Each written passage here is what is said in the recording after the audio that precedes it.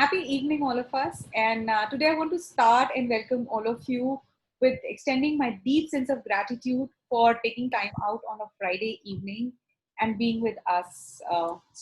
Lean in India, Lean in Pride India, and Lean in Gurgaon together is extremely happy to invite and have conversation with Anjali Gopalan. My interaction with her was last year when I was totally mesmerized with the compassion and love she had. We met on International Women's Day, and the way she spoke about love, compassion, and the work that she's been doing left a deep mark in me. And while I was, pitching for starting Lean in Gurgaon, I had her in a mind, and I knew that one day I will have her as part of my platform conversation. And thank you, Akash, for starting one Lean in Pride India, and second, getting to get her on board with us. Thank you so much. Being co-host, being a partner, and helping me with all of these things, and rather, getting support from you has been a very satisfying experience for me. About Anjali, Anjali was born in Chennai, and she's done her studies from La Martinia and then SRCC and then JNU. She's worked for long in US, and in 2000 then she came back to India and started the NAS Foundation. NAS Foundation primarily started its work on services for HIV and AIDS for marginalized people, which then led her into a journey which is uh, you know way different than what she initially thought of, and today we will hear a lot about that. um, you know to school children, to South Asian communities, to migrant laborers, the undocumented people, she keeps extending her support, and it came to a point when talking about the rights for people, especially the transgender, became inevitable for her, and she spearheaded herself for 8 years fighting against Section 377 IPC. And in 2001, her organization filed a public interest litigation, which largely is known as PIL, to decriminalize homosexuality and put an end to this archaic law under which individuals were harassed and discriminated against based on their sexual orientation. The Delhi Court of Law ruled in favor of NAS India in 2009 and declared Section 377 as an infringement on individuals' rights. She did not stop there. The journey began to another level, and in 2012, she started All Creatures Great and Small India, where she's taking care of animals in a sanctuary. My conversation largely with Anjali has been around that, and I have been deeply inspired by the work that she's been doing. From the list of awards and recognition that Anjali has received, in 2013, she received honor from Chevalier de la Legion. I am not sure if I'm pronouncing it correctly. And she was also, awarded in 2012 the Times Magazine 100 Most Influential People in the World. She received Women Achiever Award from the Government of India in 2007. And in 2001, she was awarded Commonwealth Award. In 2014, Limca Book of Records placed Anjali Gopalan as the People of the Year. The list is endless. When asked in one of the forums, and that's where it starts from, is why the change and what made you do it? And the whole journey began for her. And then today, through this conversation, we will explore that part of Anjali's life and what inspired her to do what she did today. But before we delve into that, a quick introduction to what Lean in Pride India is all about and what Lean in Gurgaon is. So we are two small circles from an initiative which was started by Sheryl Sandberg in 2013, post-launch of a book called Lean In. We are talking about equality, gender equality to begin with at workplace. And how Circle function is, it's a small group of people who come together and support each other. And this is what we are trying to do through both the circles. And there are many more coming with, people who are believing in the concept of being and building up a community. And today, as we move forward, I am now handing it over to Akash to take this forward from here. And welcome everyone. Welcome Anjali. So your animals have welcomed us. Hi, thanks for having me. I know the dogs are all around and you're going to hear them scream and shout periodically. I'll try my best to keep them quiet. I think maybe I'll put a couple of them out. Oh, acha. Shh, shh, shh. Okay, sorry, let's go ahead. Yeah, thanks so much for having me and thanks for that lovely introduction. And I'm really excited to be here. And of course, I could not have said no to Akash. He would never have spoken to me in his life again. So here we are.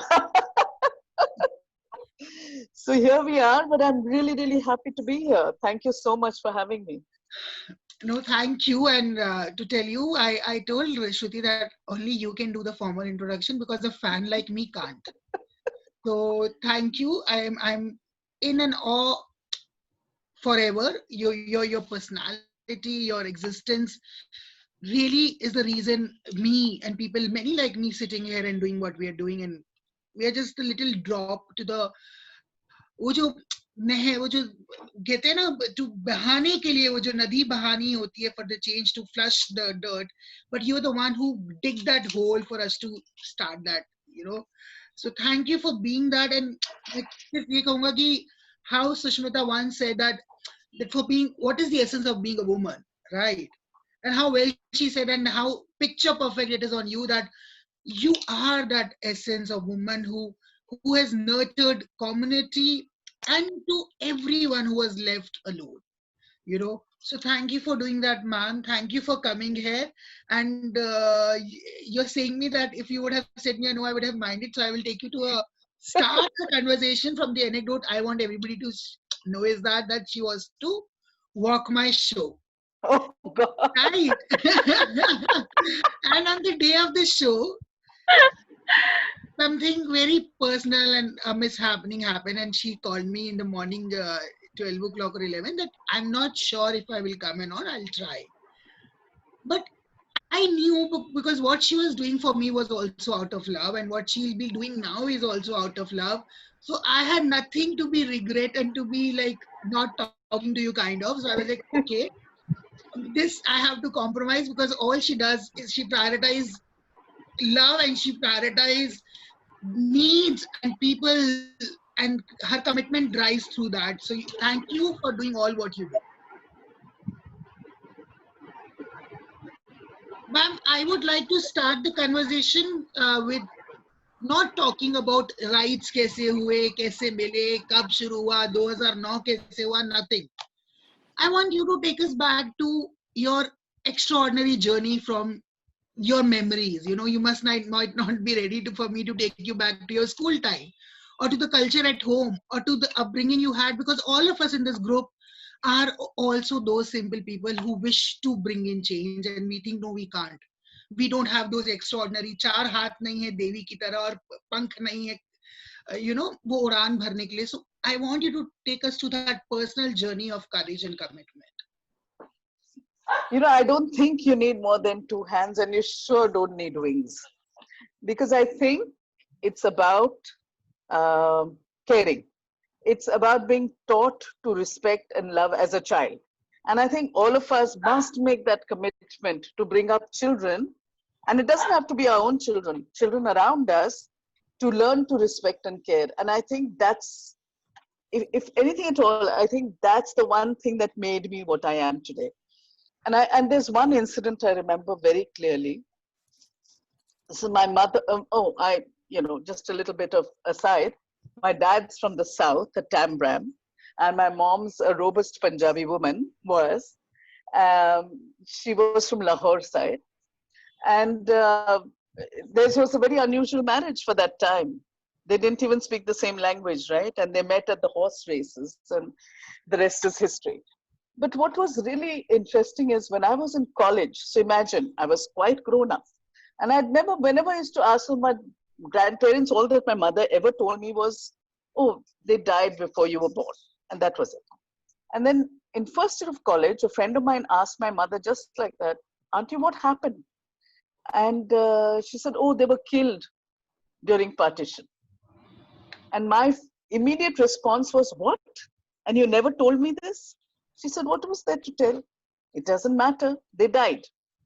So then I said, by who?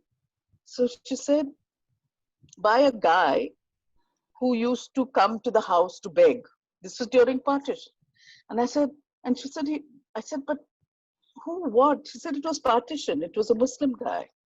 So I said, my God, you have so many Muslim friends. We were brought up by, our driver was Muslim. So I was like, what are you talking about? Why didn't you tell me? And if it was me, I would never forgive them. So she said, stop right there. These were her words. She said, forgive who? Who's the them? So I said, Muslims? She said, what?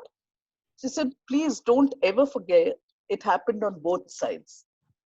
And I think for me, that was the turning point of understanding not to hate and to care about everyone. It didn't matter what.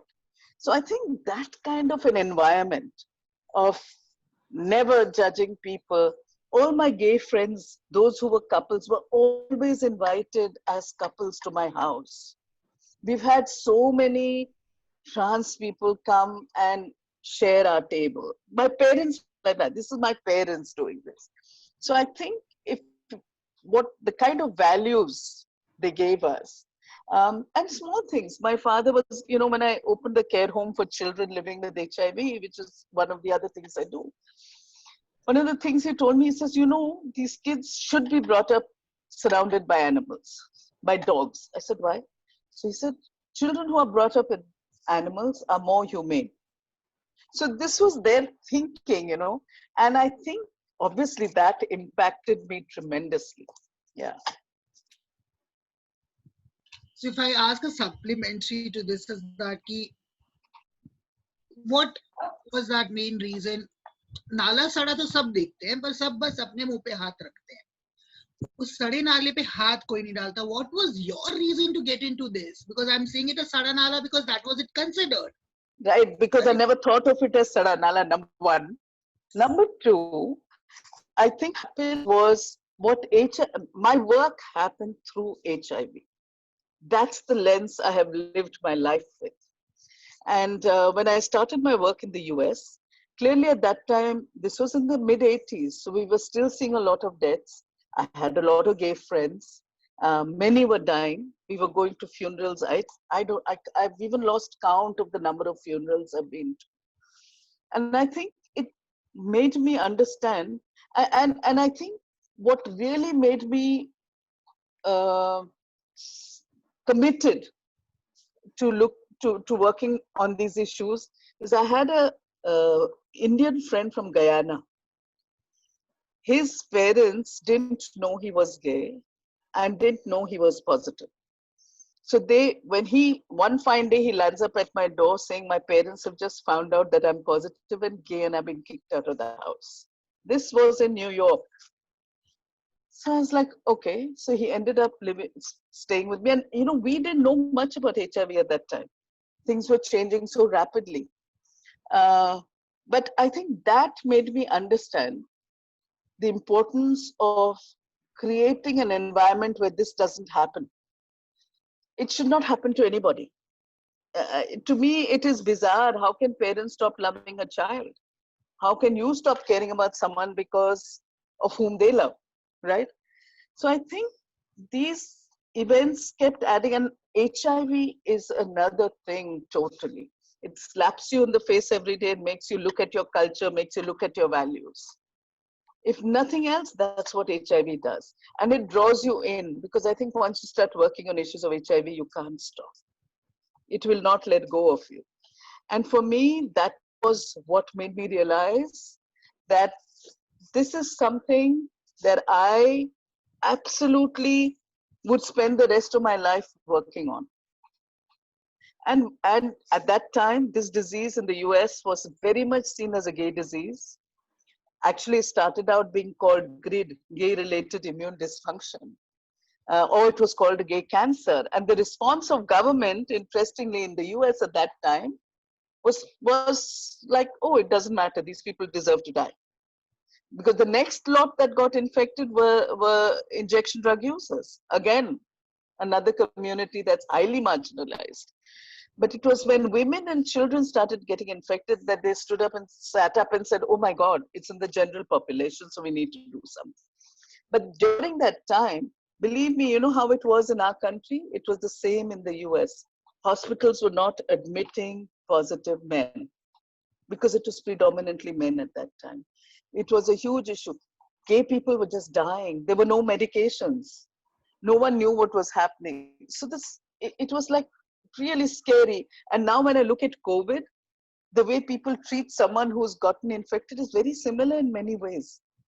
You know, that putting those stickers outside their homes, no one talking to them, no one meeting them, no one being allowed to meet them. So the similarities are quite interesting, how everything is cyclical, right? It's awful, and we don't learn. We don't learn not to discriminate. It's so much a part of our culture. That's the other thing HIV teaches, right? It makes you look at these issues very clearly. Thank you so much, Anjali. I mean, definitely. I have worked for Deepthi Foundation for a couple of years, supporting children over there. Have my own set of experience, and I totally resonate. Fundamental question to me also is the same. How can a parent, reject the child? Yeah. Wherein it is possibly that they are just the carrier, probably it has come from them. And I was like, Yeah, it doesn't make sense. I've even stopped thinking about it anymore because I just think, but I also think a lot of this happens because of our own perception of how society is treating us, going to treat us, how families are going to look at us. So maybe they're very deep-seated, real fears people have. But I still have a problem understanding. I still don't understand children being abandoned, animals being hurt. I have a huge problem with this. It's not, it doesn't make sense to me.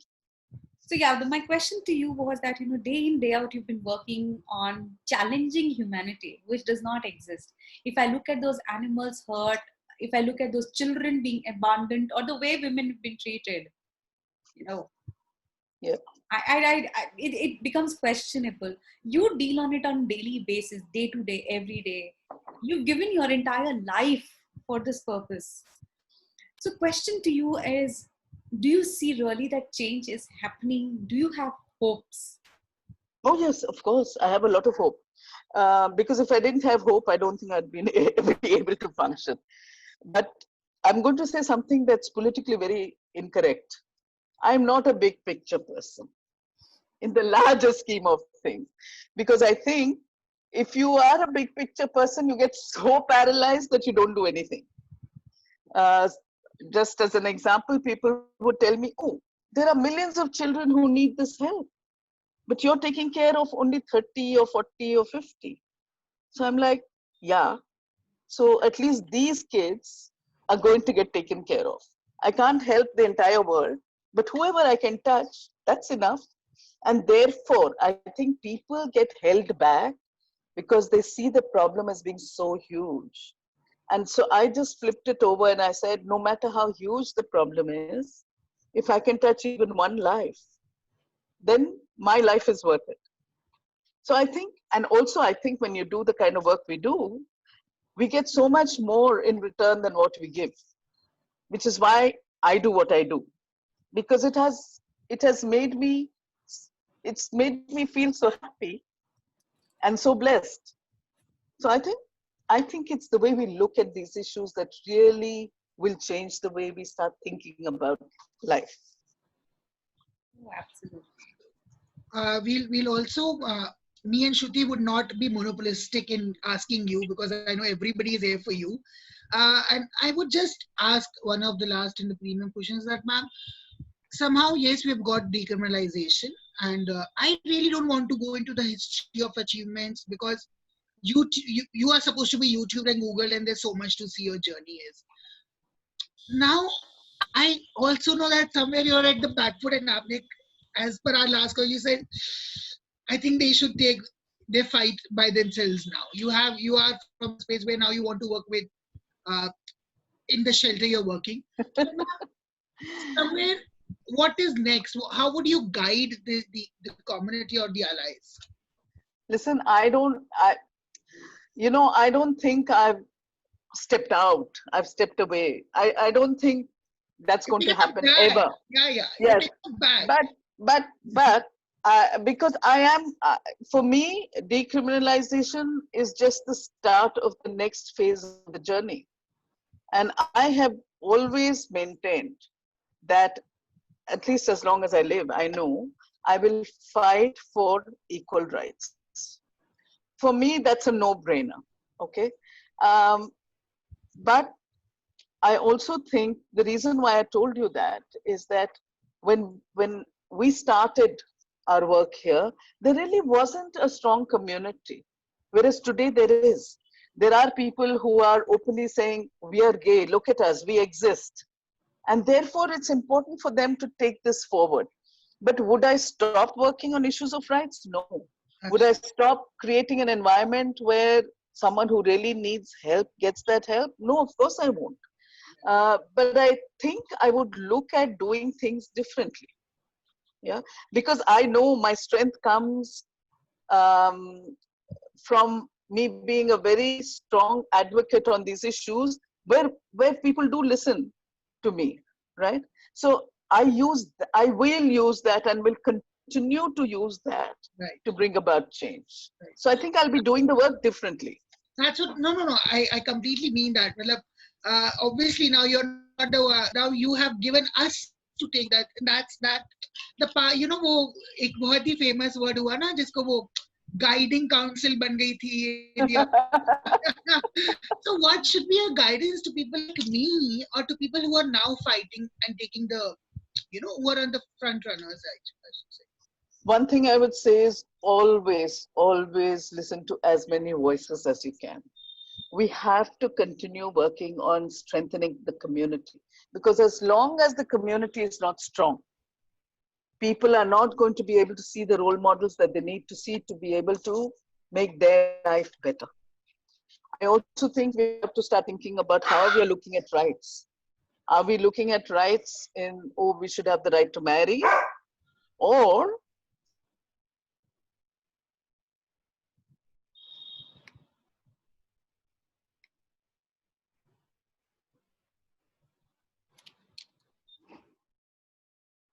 would be where the most pushback will happen, both from the courts, the government, and religious groups, and communities, and society. Whereas an anti-discriminatory law will protect everyone. So they can't say, okay, you can get married and you can't, or you can adopt and you can't, you can inherit and you can't. That can't happen if there's an overarching anti-discriminatory law. So I think what I'm trying to say is that we need to have more discussion on these issues and see what people want to do before we start doing. I might also open it for everyone who can simultaneously ask questions, please. So anybody who wants to ask the first question can please start. Please come on camera so that you can be seen as well. And let's start. Hi, Kash. Hello, ma'am. Hi. Hi. Can I ask a question? Sure, of course. First of all, thank you so much for the work that you have done. Our community, I think, really needed it. Not just the transgender community, but the people in general.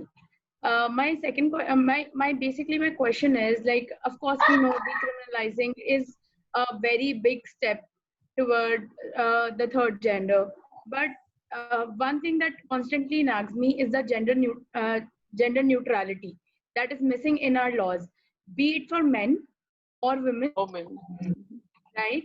So there is there is still not gender neutrality in male and female. And let's talk about third gender.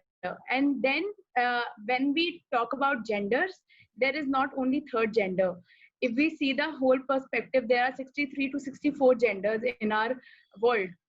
So they are nowhere existing. I'm very sure there might be fourth and fifth and sixth gender in India as well, but people don't know about them. They confuse it with sexuality. So one thing is, of course, the marriage rights are still not there, but at least we have crossed one step. NASA organization has done something. The first step has been taken, and then the people can pursue for the marriage rights. But what about the laws that are not gender neutral? What is your say in that? Like No, how can I agree with you. I agree with you totally, because for me, as long as our laws are not gender neutral, we are still going to violate many people's rights. For example, even if we look at a law like the rape law, of course right? So the assumption is 376 that correct? only a man can rape a woman. Yes, What exactly. about male to male rape? Uh, I mean, or if you look at sexual harassment, are we assuming, according to the law, only only can a woman be sexually harassed by a man? Of course. Nowhere are we talking about women harassing men. Nowhere are we talking about men harassing men or women harassing women. So of course there's a problem around our laws not being gender neutral, and I agree that's something that we have to really work on, or even acknowledging issues like rape within marriage. Of So course. we have a very long journey. We've just started, right? And at this point, just as I just said earlier, that decriminalizing was just the, Once. the step that allowed us to put our foot through the door.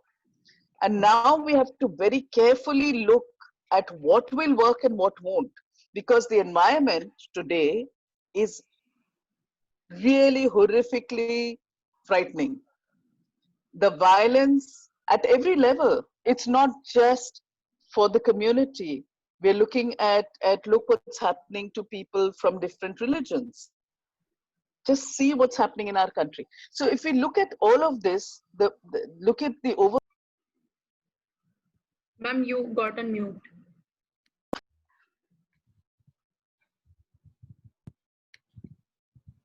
What we should, can you hear me? So it's a long journey, but I think the good part is today we have a lot of young people who are actually taking a stand, and openly and with great courage. So it gives me a lot of hope. I think the journey has started. Fully correct, ma'am. One thing that I would like to add is, uh, like, if we, of course, you are 200% right that the decriminalization was just a one step forward, and we have a long journey to cover. But besides that, if we leave the laws for a side for a time being. Let's talk about the society that we are living in.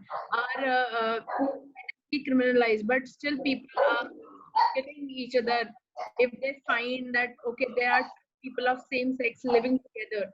It's not criminalized now, but the society is not letting them be who they are and love who they want Do to. they want? Yes. So it's, the problem is this, is that even though laws change, it takes a while for society to change. The both don't happen at the same pace, and definitely not at the pace that we want to see it happen. However, a strong law is very critical to make that change happen. A case in point is sati. Of course. Look at sati. It was such a dearly held practice in the north. As a matter of fact, women who committed sati were made into goddesses, right? Of course. However, what happens? You get a law which is very strong, and then slowly that practice also changes.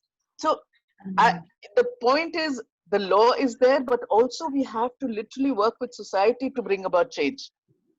So that can happen through judicious use of Right. films, us talking about these issues as much as possible.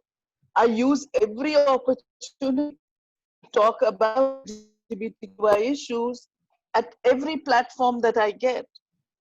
So I never lose an opportunity to do that, because I believe that's how society will change. It's a slow process, but I believe that the more we talk about the issues only, the more chances are that people will change. Actually, if you see in our society, even if a couple is together, it's not so easy. Right. So it's just, our society is the way it is. How we look at marriage, how we look at women, look at lesbians. There's absolutely, at least gay get acknowledged somewhere. Trans people get acknowledged somewhere. Right. But lesbian women, there's absolutely no space for You lesbian often women. say spell L to the lesbian. Absolutely, they're non-existent. Yeah. So, but of course, I do believe that nothing challenges patriarchy more than a woman saying that as a woman, I spend the rest of my life. Sorry, I want to spend the rest of my life with another woman. I don't need a man. So I think uh, so, slowly things will change, but unfortunately, I don't think I just wonder if it will happen in my lifetime. But having said that, I never thought 377 also would be read down during my lifetime. So I'm feeling hopeful, it'll work. We shouldn't give up. Oh, absolutely. Is anybody else looking forward to ask ma'am a question?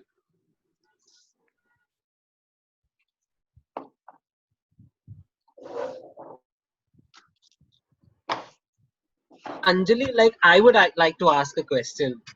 Zainab. Let me come on with you. Anjali, one very quick question. See, I, as a transgender woman, I had the good fortune of finding a nice partner, Indian, and we went to South Africa, got married because the constitution over there allowed us, etc. So on. But I also believe that marriage is not a priority for all LGBT people. And this is a hype that is being created, and you rightly said it creates more foes than allies in the entire process, because in many ways, then one people still kind of want to box marriage as sacrosanct, however fallacious that argument may be. But what would your advice be to someone like me, Shruti, etc., who are actually looking at inclusion, coaching, etc.? Because while you are setting a very good balanced social narrative, that there is low hanging fruit, there is medium fruit, and then there is aspirational fruit. You may, depending on which side of the spectrum that you may want to pick up the fruits. And I totally stand by you in terms of having a stringent anti-discrimination law over, looking at, like, for example, mob lynching, for that matter. Today, if you participate in any process, you automatically in any protest against the government, you're suddenly being banned as anti-national. God forbid if you are a person who is gender agnostic or non-conforming or trans or a minority group, then you are automatically pro-Pakistan, or pro So groups that double actually whammy, take yeah. double whammy. So Yeah.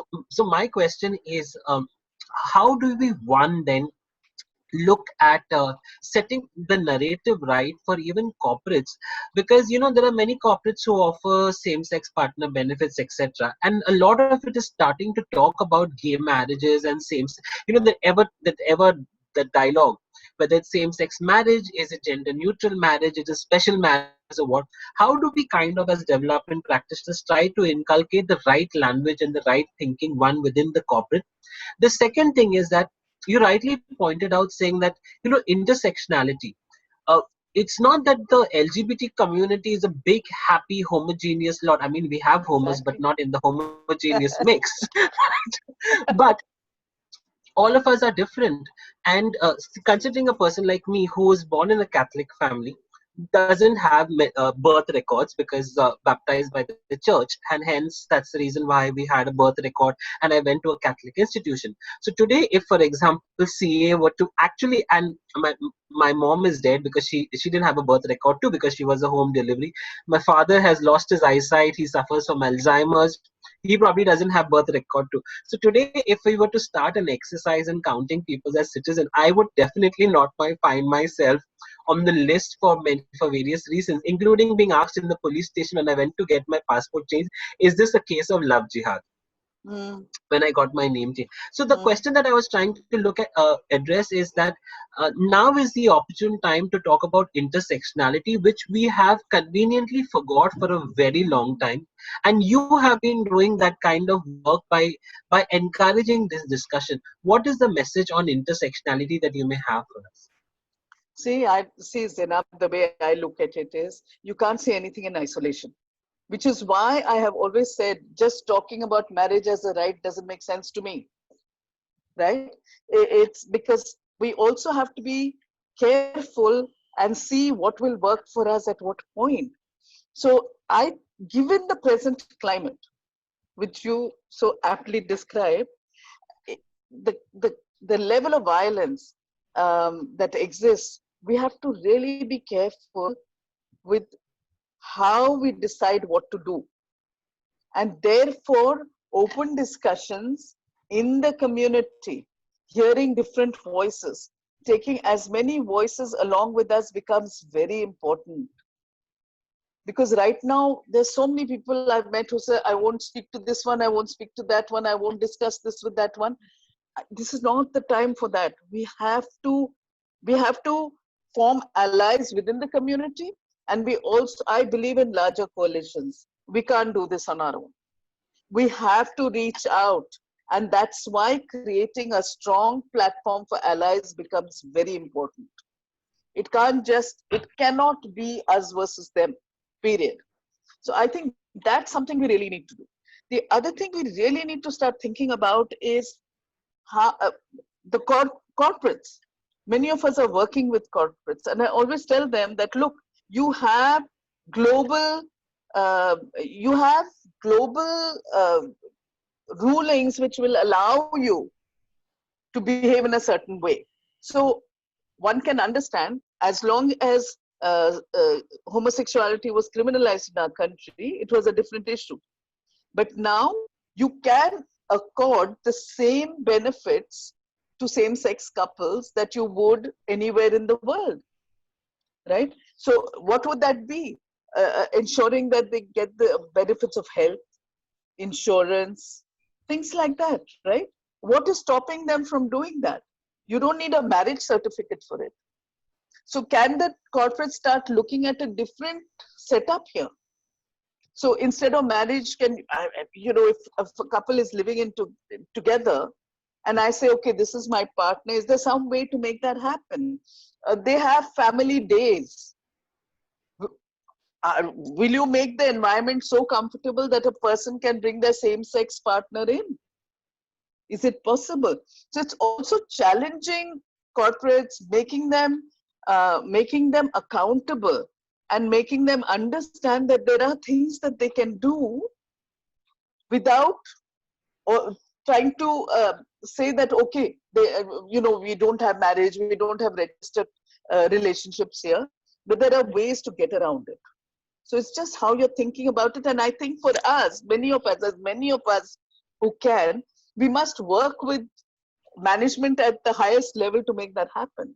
Because this is something that will only happen top down. Ma'am, if I may add you, we are all talking about the farmers' right and what is happening in the country, but we have just passed an amendment in labor law as well. And in that labor law, the whole idea of 100 people were considered as union, and there were enough benefits given from the point you have 100 people employed. Now it has shifted to 300. So all the basics, necessities, all the insurances, toilets, everything has gone if you're at 300 mark. Yeah. Who cares when the government doesn't care? Yeah, but Akash, we have to stop expecting our government to do anything. I think we as citizens, we as people in this country really need to not expect so much from government. We need to take a stand. We need to do things for ourselves. Nothing pisses me off more than how casual we are about everything, right? We have this attitude, and this is because we are so stratified on class and caste lines, I think.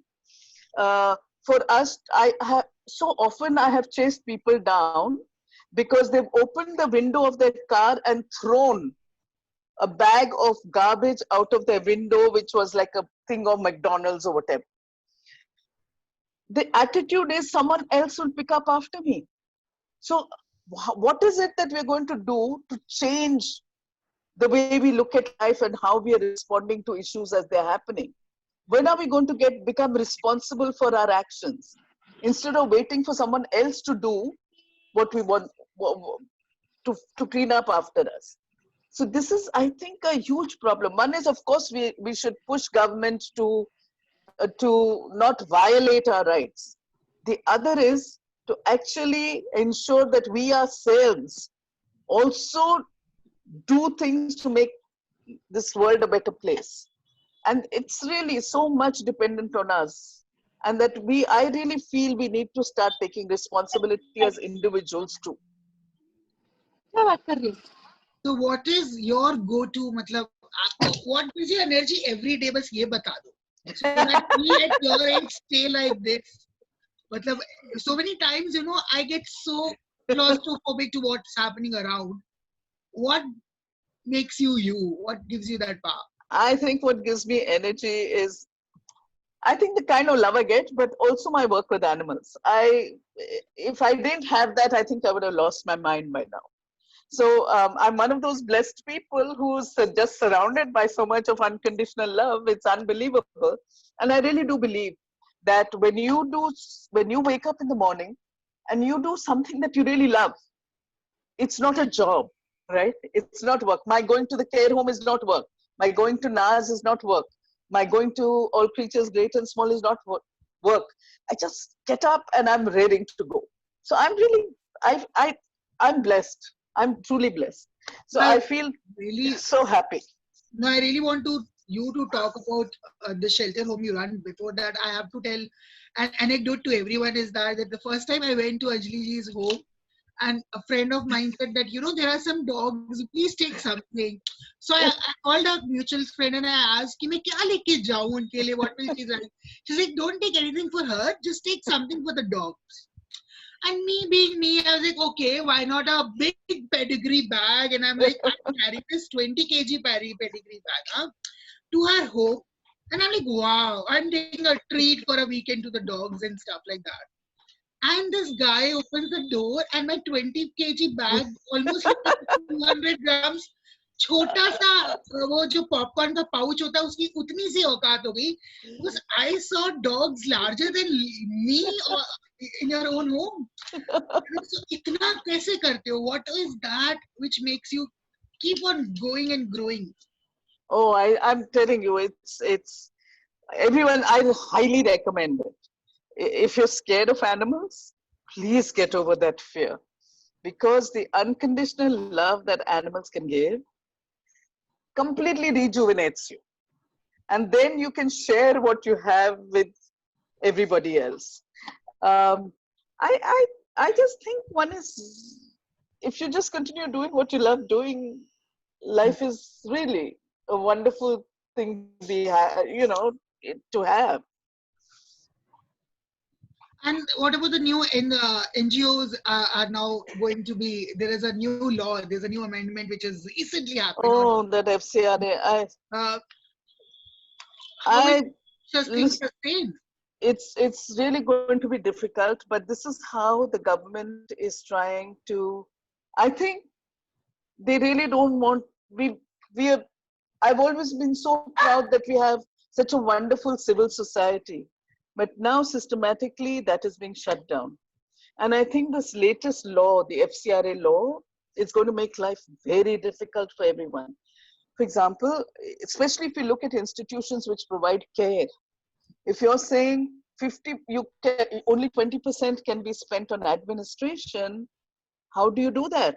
I look at we need care workers, we need counselors, we need doctors, and all of them are paid, right? So they become part of admin. It's crazy. It doesn't make sense. They've brought it down from 50% to 20%. So of course there's a problem. But I think this is how systematically the government is making sure that they're able to control civil society. With that, I have a question, Anjali. And that is like, you know, with all that transition happening, and I'm going to share my own experience, you know, I don't have knowledge, I don't have experience to what I'm doing. It is sheer passion that I did. I did, you know, even creating this platform was because I believe that we needed a platform where one has to just feel themselves. And for allyship, yes, I'm very, very conscious and I am putting all my efforts into it. But, you know, this is how this so-called the civil society has received me. My application for job, you know, is getting rejected. And one of very senior HR gave me a perspective, and this is what it was.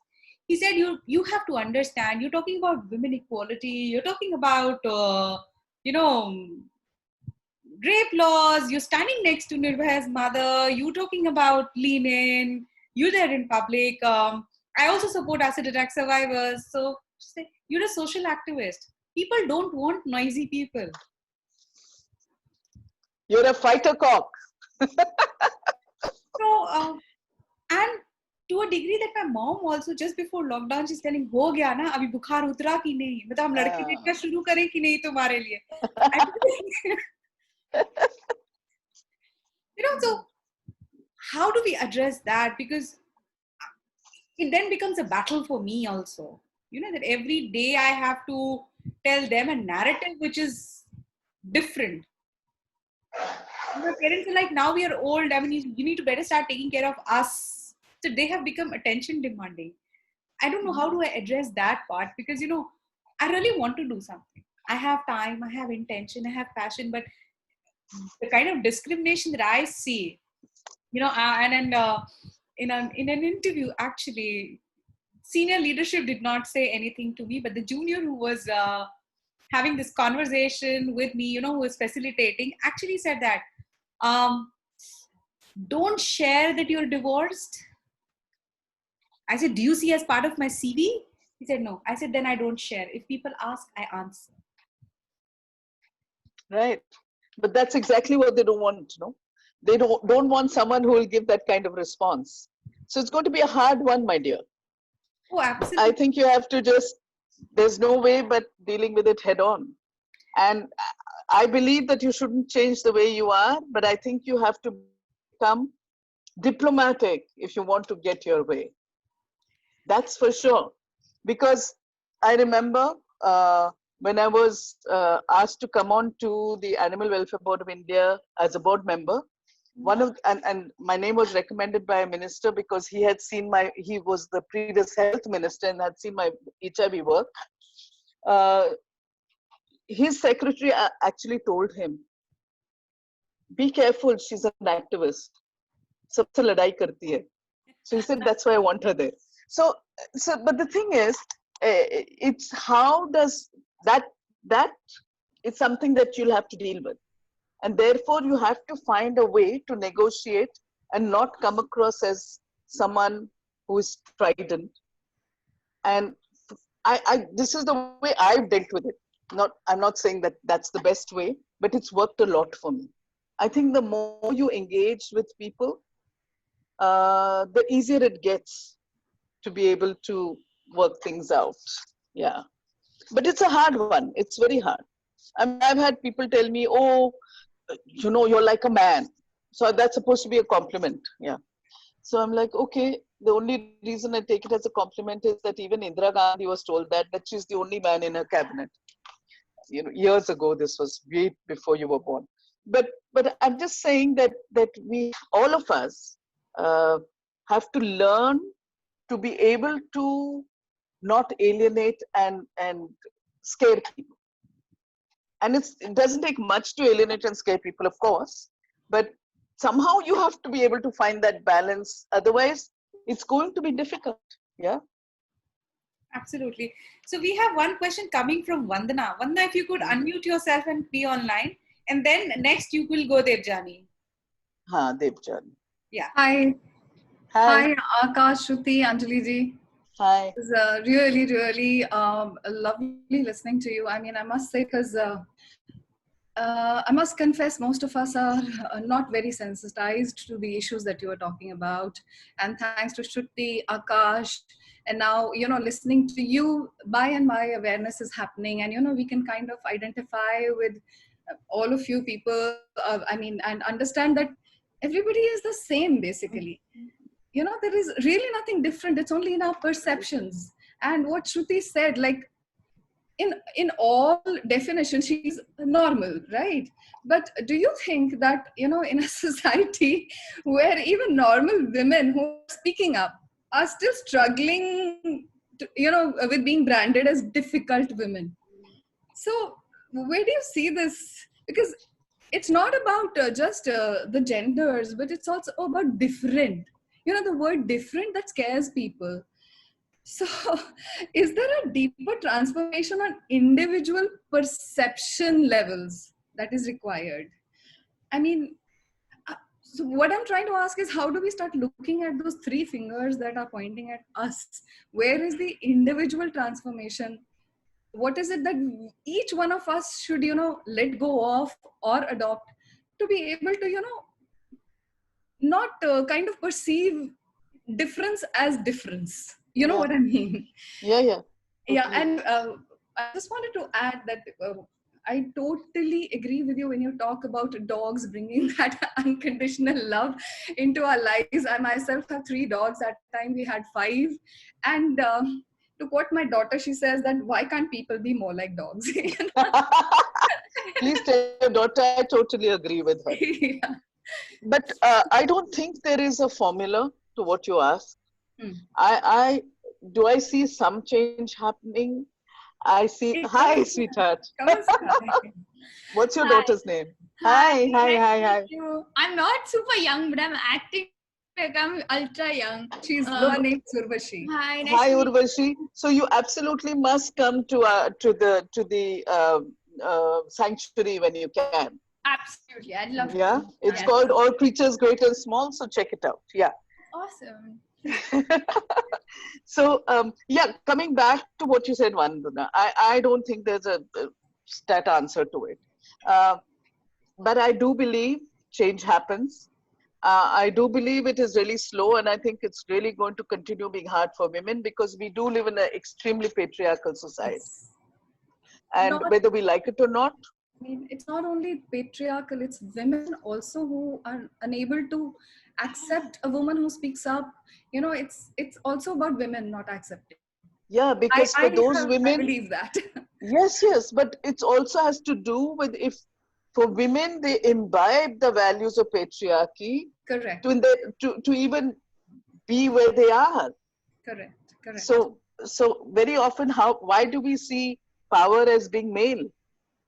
So therefore, to be powerful, you have to be male. So hey, Anjali, you're like a guy, Yeah, right? yeah. That is So that is the funniest you statement want I've ever heard. absolutely, and you really want to say, okay, get with the program here. You know, you need to understand. However, one is to say that, the other is to walk the person through a process where that perception changes, and that's a slow process. So I don't think we're going to see super great changes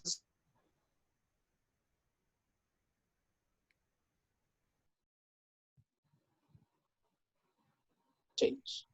Yes, So it's not like change hasn't happened, but clearly it never happens at the pace that we want to see it happen. But therefore, we should not give up, and therefore, we should not lose hope. These are the two things that I think will help us, will see us through life, right? And we have to stop judging ourselves. See, that's the other thing that happens a lot with us, that immediately, if our relationship breaks up, we are at fault. If something X happens in the house, it's because of we didn't do something right. It's okay. So how does one learn how to stop judging yourself and giving yourself that pat on the back saying, look, I am who I am and this is what it is. And I am going to continue like this. And if I need to make changes, that's so be it, I will.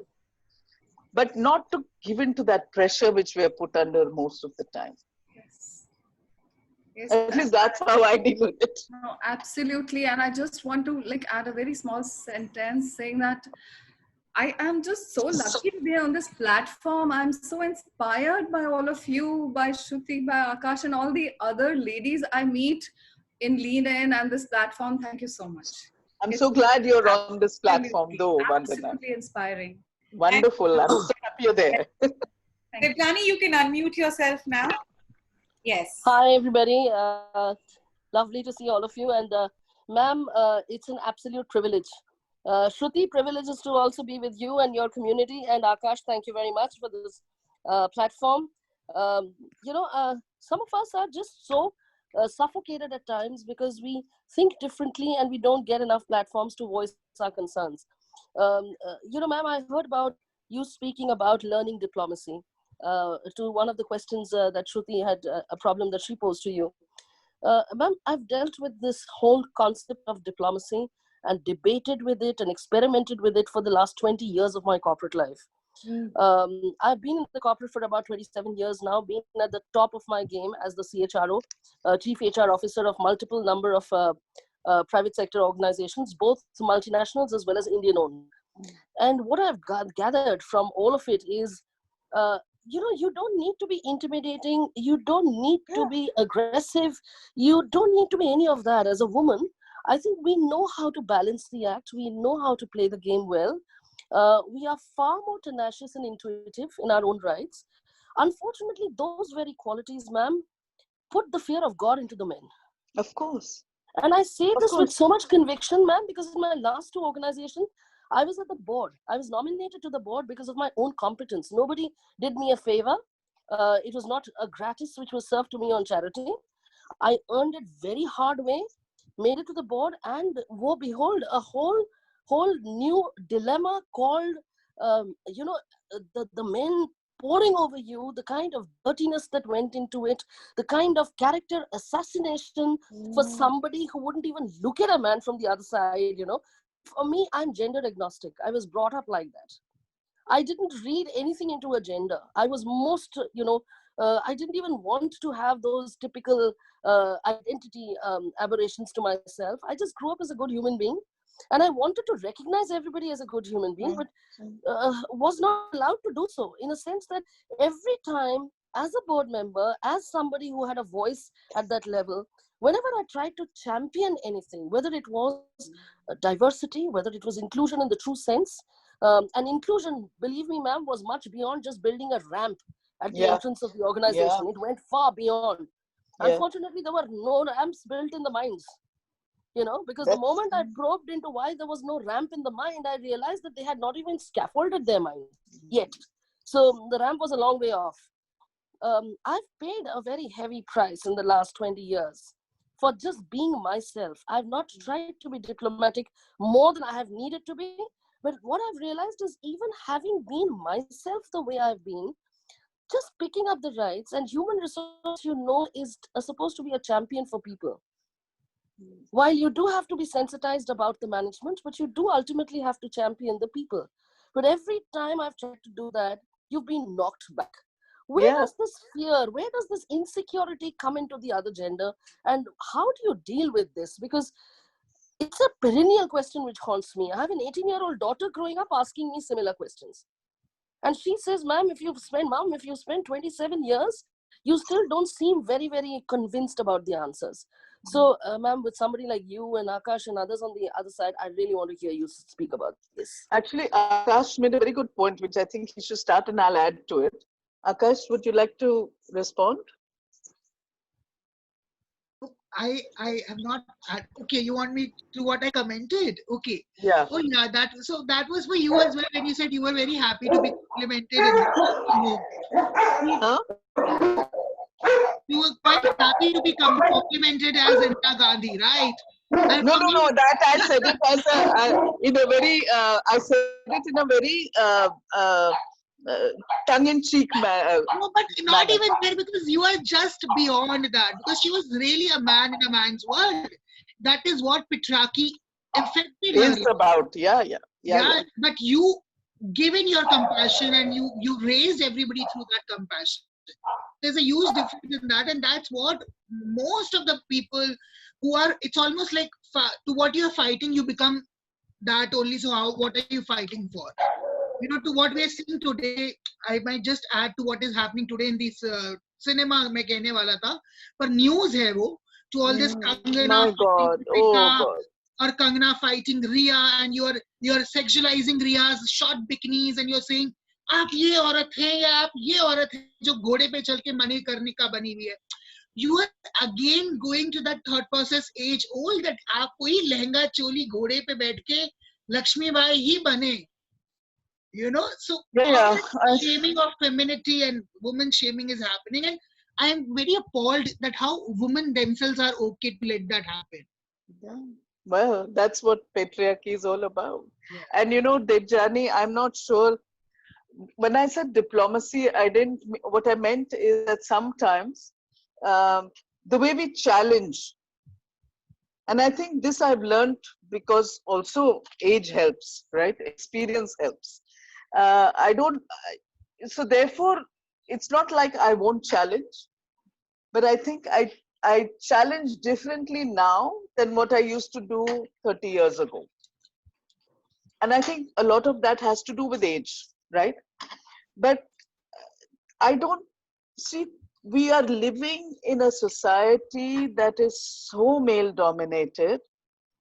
For crying out loud, look at female infanticide. The largest number of female infanticide that happens and feticide that happens is in South Delhi.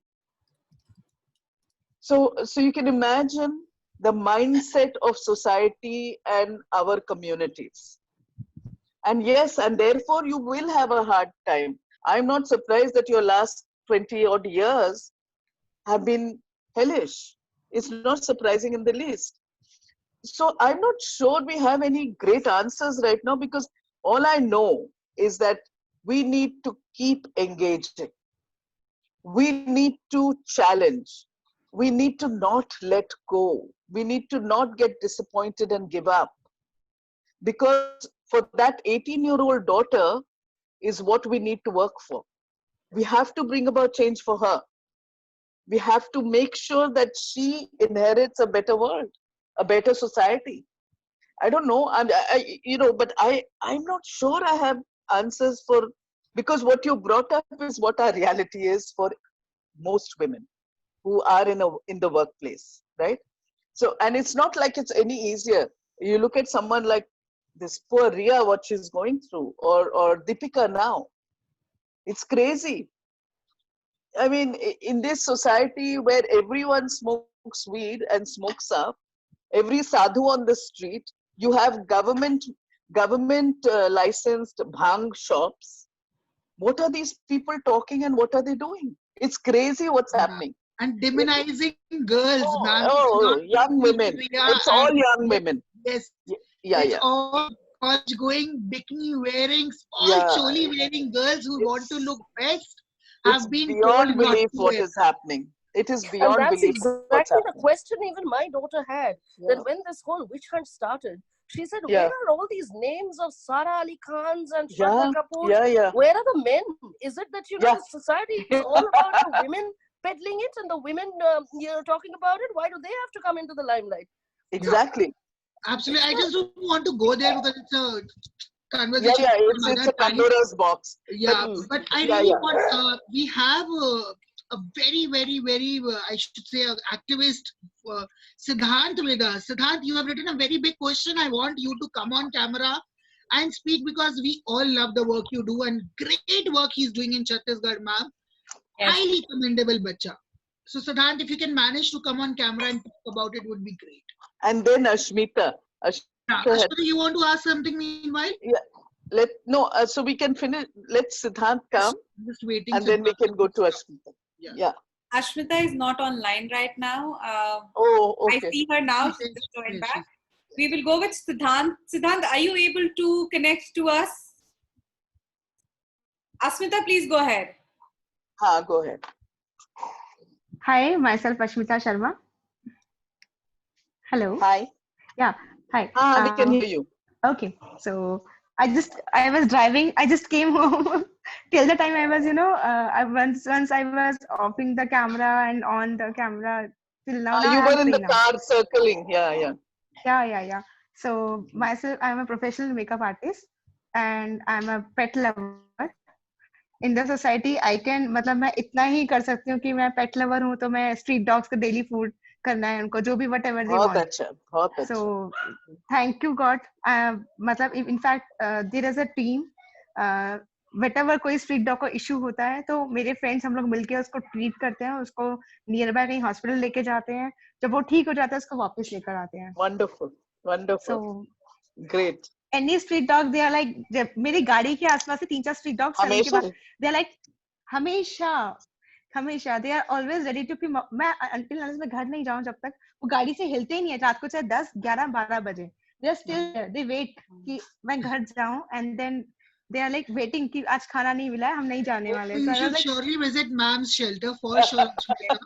And that's the place definitely. to happen. Rahul, if I may ask you to add, now I'm going to pick and ask all my fabulous friends who are doing amazing work. Rahul, Nirmesh, Tanisha, you guys can't just, you have to add to the content. Huh?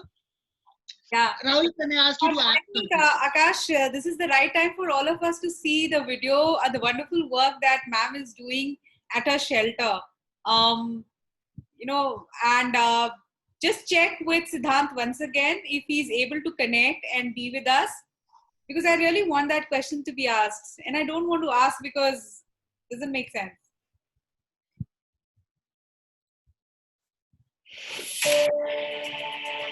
Away from the chaos of urban life, amidst lush green farmland, is a haven for many different kinds of creatures. Here, several species coexist, surrounded by love and care. Today, we meet the person who created this island of joy. We present to you Animal Planet Ambassadors. In partnership with PolicyBazaar.com, Kia Sonnet Wild by Design, and White Hat Junior. The truth of imagination. As children, we all believe absolutely that animals are sentient beings. That's why children's literature with animal characters resonates so well with kids. In the 1950s, James Herriot, a vet and an author, wrote a book about his experiences with animals. For a 10-year-old reader who read that book, she took these stories as gospel. Today, this is her home that she shares with all her animal friends. And Anjali Gopalan has quite a few of them. She has been an Animal Planet ambassador all her life. Hello. Nice to finally meet you. I know. When you started, did you in your mind's eye see this place as it is now? I thought I'd only take care of dogs. Because we're in a rural area, other animals started coming. Like with buffalo. Buffaloes, cows, horses, donkeys, all of them. This place also grew so much around the animals. So we got our first buffalo who came to me when he was this tiny. For him, we built this little pond, which we call Beepta, because that he was named Bean. So all these animals kind of just happened and they're here. This is their final resting place. Rescued from abusive situations, these animals found a safe refuge here. Apart from nutritious food and heaps of affection, ACGS is well equipped with advanced medical infrastructure that gives them a chance to recover from the most grievous injuries. The sanctuary's efforts reflect in their beaming health, but they still struggle to erase the trauma of a horrific past. All the animals we have here have gone through some kind of trauma. I have this horse, she had both her eyes gouged out. She did not come out for 6 months. Then I started getting anyone who'd come here, they would read to her, or those who could sing would sing to her. And then we started getting her out, and now she's out. She doesn't go in at all. The consequence of our deeds on animals are not something we ever think of as a species. At ACGS, an unfamiliar creature foreign to India was spotted. In the early 2000s, when the rise of emu farming in India crumbled, farmers decided to abandon the birds due to increased financial pressure. A handful of them were fortunate enough to land up at ACGS. You know, I knew that your love for animals wasn't prejudiced, but I didn't expect it to cross continents, you know. These emus are a long way from home. I take it they must have been completely out of sorts out there, suddenly abandoned.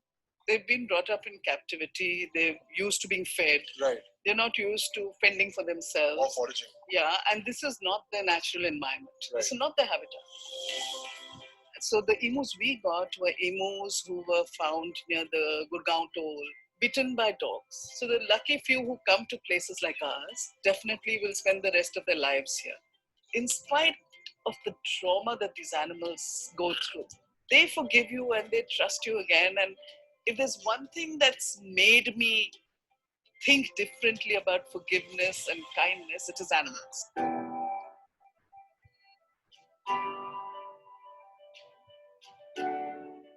We humans have an arrogant way of ranking life. a celestial presence roams above us, then there's us, and below us lies a mishmash of all living things.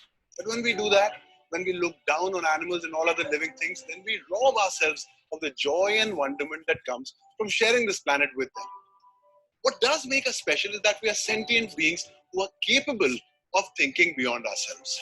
And when we do that, as Anjali is doing here at All Creatures Great and Small, then our work takes on a quality it doesn't usually have.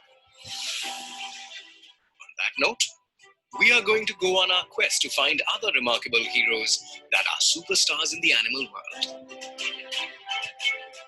Till then, keep watching Animal Planet Ambassadors.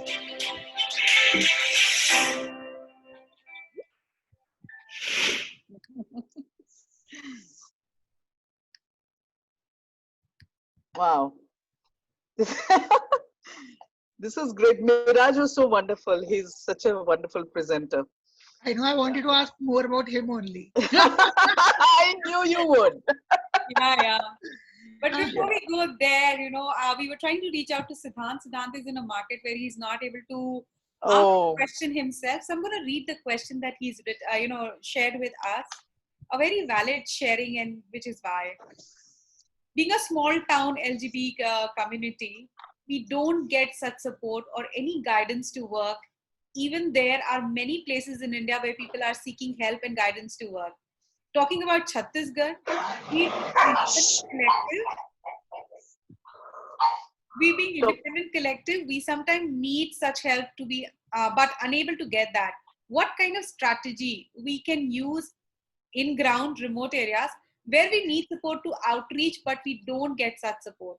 Help like to do advocacy with the government or sensitize our stakeholders.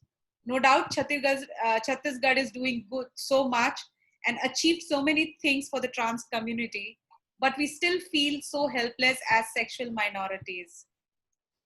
So he's sharing and he says like, how do we really go ahead and seek support?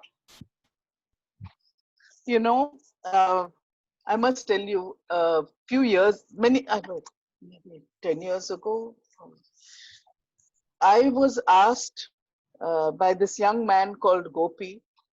He contacted me just like that and said, I know you're not going to even respond to this because you're from Delhi and I'm sitting in Madurai. I want to do something.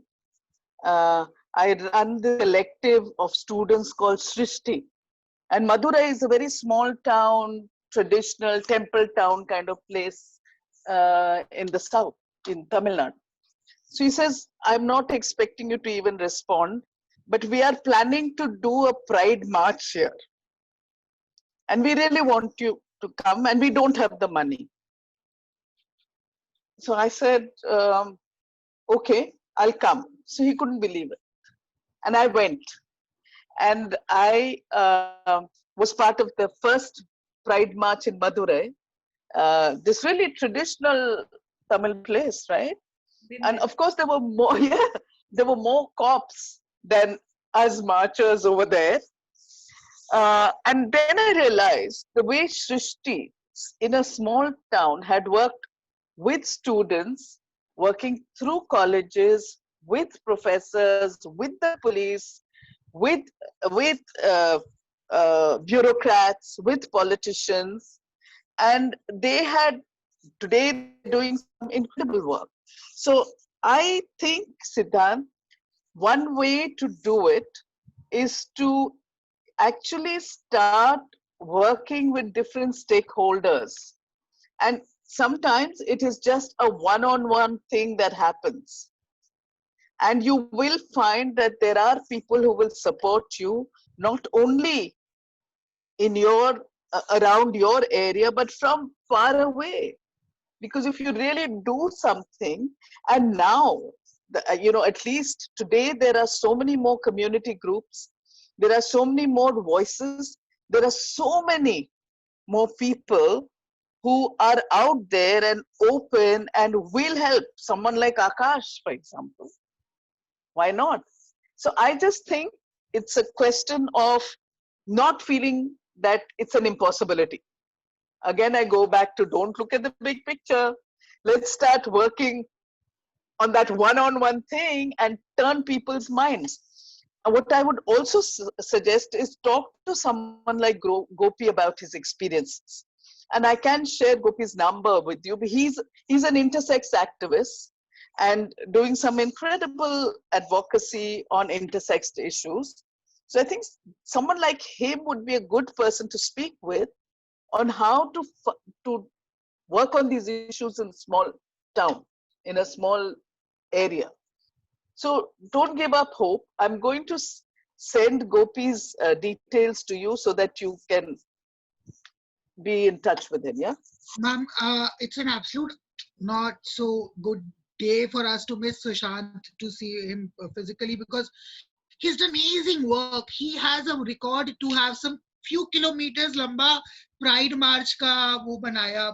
Unbelievable. Young Fantastic. boys, some 20, 21-year-old boys were using government properties to practice for the dance areas, and they go to the perfect. They go to the वहाँ के mayor के उसमें जाके बोलते हैं कि हमें ये जगह चाहिए, ये सरकारी जगह है. We want to perform and dance and prepare. So that's why we're challenging Chhattisgarh. I would ask Nirmesh to come forward and ask, please. Hello, Anjali ma'am, Nirmesh. Hi. How are you? I am good. How are you, ma'am? Good. Always glad to see you and receive that energy from you. तो मेरा एक सवाल ये था कि बचपन से जब भी स्कूल की छुट्टी हुई तो बस की पीछे वाली सीट पे बैठे हुए लड़के को ताना मारेंगे. कॉलेज में आए तो कैब की तरफ जा रहे हो तो 4 कैब ड्राइवर बैठे हैं और कहेंगे तो ये छक्का है क्या? So these questions at the end of every day you feel like अब छुट्टी होने वाली है. The same situation you have to handle, Nirmesh. So how to handle that bullying situation? It is so tough to reply. At times, people come and stand in front of you and you feel hopeless. What to say? Because I'm a designer, they dupatta pakad ke mere liye kab bana rahe hain? Situations like these feels like crazy shit. So how to respond to these situations? All right, Akash, I think this is something that you should respond to.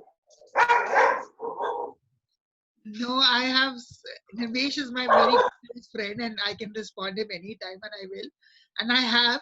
But I really want you to take it forward and write. The way I again, it's about the one thing I've learned in life is that I don't give a damn to what society says. That's the only way I've been able to deal with the kind of things people say to me and about me. Because when you do something or when you have the courage to be who you are, society will say a lot, the world will say a lot. So you have to decide, and the moment you don't give a damn, those people will back off, because that's what bullies do. They bully you only when you get bullied. So you have to find that courage, Nirmesh, to be able to hold them back, hold them off. क्योंकि देखो, my attitude is किसी के मुंह पे लगाम तो नहीं लगा सकते ना. How are you going to stop anyone from talking? So what matters to me is the ones I love and the people I'm close to. If they know the truth, if they know who I am, if they accept me for who I am, the world doesn't matter, really. And I think the moment you get that into your head, I really don't think it matters. The only thing you have to protect yourself is from violence. Really. That's the only thing I would say. Absolutely, I was about to add that. Yeah, because violence is the issue, especially if you look slightly different, if you are obviously gay or from the community. What I would worry about is the violence. That's problematic. No? Yeah. Bolu, Akash, add to this. Yeah, because everybody is watching, and I'm 30 and I still have to change my path of coming and going home. Not because I am not brave, not because I cannot answer the map 24/7, but because I know my existence is considered vulnerable and weak. Not that I'm weak, but I'm considered weak, and that really make the other person have a psychology that ये क्या करेगा हमारा, and they get vindictive. Yeah. So we have to be balanced of बोलना भी पड़ेगा और चुप भी रहना पड़ेगा. and Absolutely. बोलना अपने लिए नहीं औरों के लिए पड़ेगा और चुप अपने लिए रहना पड़ेगा. So whenever you're questioning your existence, remember you're fighting for the bigger good. Yeah. रोज सुबह जब दुपट्टा पहनते हो तो अपने लिए नहीं अपने जैसों के लिए पहनते हो. ये याद रहेगा, उस दिन सब कुछ जीत जाओगे. Agreed. Yeah. Thanks, Akash. Yeah. Tanisha, would you want to share now next? Yeah. Thanks, Akash and Shruti, ma'am. Thank you so much. I'm very excited, first of all, and I missed out a little bit session. But yeah, so Akash wanted me to talk about my new brand and what I'm planning to do in it. So basically, right now I have launched 2 brands before this, focusing on women primarily. One was into self-defense pepper sprays for women, and it is currently India's largest selling pepper spray. And post that, I launched Positive, which was into skin and hair care, all natural skin and hair care for both men and women. But it was mostly into products for women, and however, men could also use it. And recently, so during this coronavirus lockdown and everything, I was facing a lot of thoughts and anxiety, and I was feeling as if I'm not bringing out the real change that I want to bring out. And I was having a lot of questions, and with the right mentor that I met, and Shruti and Akash, I came to the idea of helping women in terms of period flows and the flow and the pain that actually we go through. So there's a term called PMS for that. And even we're in the world where women are not even talking about menstruation so openly, and the flow that they're having, the pain that they go through. There's no product available in the market. There's no product that is available in the market that you can go out and ask and say, I'm PMSing and give me a product for myself. And after the research, we also realized that we ourselves didn't know that there are a lot of transgender community. There are people who also go through menstruation, and nobody's talking about that. Nobody's even talking about how the LGBTQ community is feeling about it. Are people coming out and talking about it? Nobody knows what they feel, what's actually going on. And after doing our survey, we also figured out that we were, it's a very funny incident, because we were looking out for raising rounds for this brand. And at this moment, I have somewhere around 6-7 investors who are very interested, and all of them are men. So not even a single women pull down women. I really don't feel that. But I think when it comes to the factor of age, women really feel sometimes that oh, she's young, she doesn't know her work well. Having said that, I have numbers to back it up and share these things to them. But anyways, I felt that personally, a lot of women pull younger women down. I'm not sure about the women at the same age. And we talked about menstrual flow for transgenders, and the question was, it's a women product. That's what we were discussing. And for me, it wasn't a women product that we were coming out with. So we're coming up with the product which is helping women control their PMS symptoms. And I just told them that it's a product about it's a product for everyone. And the term that they corrected me was, no, it's a women product. And that's when I realized I actually need to talk about it. And I texted Akash immediately that, what, we need to do a session about this and raise awareness. And we really need to do this. However, I'm still figuring out, how to raise awareness about this. But I think it's a very important area that we need to focus on. And right now, I do feel that I'm doing something really that will make me happy. Or maybe before I go to sleep, I feel that I'm doing something productive. Yeah, so that's it about Aunt Flo and these gummies that I'm going to launch. Yeah, so she's having a challenge with the intersectionality of the gender identity, to be very frank. Yes. All those boxes, to break those boxes in the mainstream is not so easy. But these are the individuals we have who are trying their best, and that's what you inspire us, ma'am. And that's why you coming here was a big, big achievement to me. But just to go back to this whole thing, I think, for example, we have at NAS, we have a program for which looks at leadership development in young girls through sport. And one of the issues, I mean, we do sessions with them on various issues. And one of the issues obviously is health, and menstruation being a major part of that. And we work in many government schools as well as in communities. Yeah, and the sport is netball. So Tanisha, later on, maybe I can put you in touch with Kalyani, who runs that program. Because right now we are working a lot on through another guy who sent us some pads, biodegradable sanitary pads. We were trying them out. So we are in that process. So one of the things we do talk a lot about is menstruation.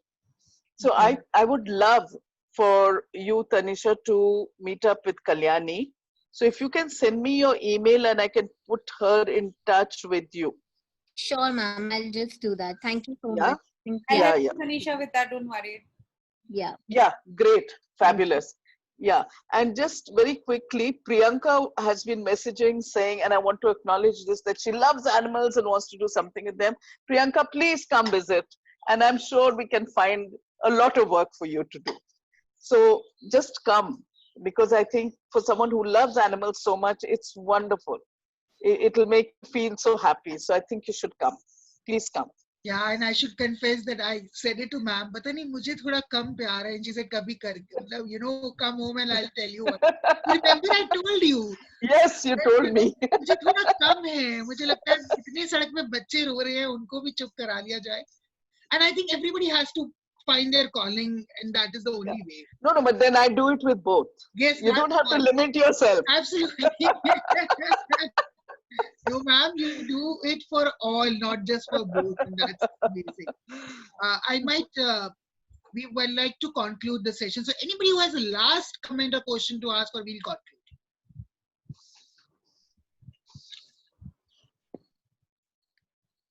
Please command. Okay. It's time to say good night. It's time to say bye. But before I do that, ma'am, thank you for being who you are. मतलब शब्द नहीं है और व्यक्त नहीं किया जा सकता कि आप क्या कर रहे हो, किया है, and how you let us live. Because trust me, you know, and this शब्द नए हैं ही नहीं ये बताने के लिए कि आपने क्या किया है. Because everybody must have said you everything they could have, but I deeply know that you also know we love you, and thank you for doing what you do. And thank you for so much of love, seriously. And it's been a wonderful evening. And do stay in touch, everybody. Thank you, Akshita. Thanks, everyone. Thank you, everyone.